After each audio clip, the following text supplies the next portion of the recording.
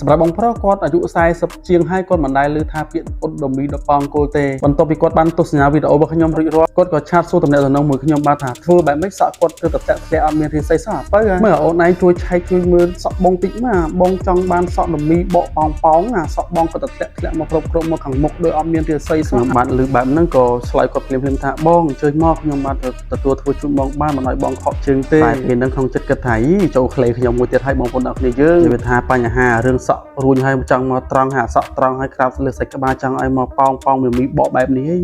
តានាលទុកចិត្តចោះពិតជាមិនខុសបំណងទេបងប្អូនបន្ទាប់ពីខ្ញុំបានរាយរាប់រៀបរាប់ប្រាប់គាត់រួចរាល់មកអានេះជាវីដេអូដែលខ្ញុំបានធ្វើជូនគាត់ជាក់ស្ដែងពិតមិនមែន AI ទេបងប្អូនទាំងគ្នានេះជាវិធីក៏ដូចជាការចូលទឹកឆ្នាំរបស់ខ្ញុំបាទបងប្អូនកុំឆ្ងល់ថាហេតុអីអ៊ុតមិនកោងអ៊ុតមិនឡើងអ៊ុតមិនប៉ោងនេះជាផលិតផលដែលត្រូវអ៊ុតណាសម្រាប់បងប្អូនដែលមានតម្រូវការ KLS យកទៅប្រើប្រចាំហាងអាចកម្មង់បាន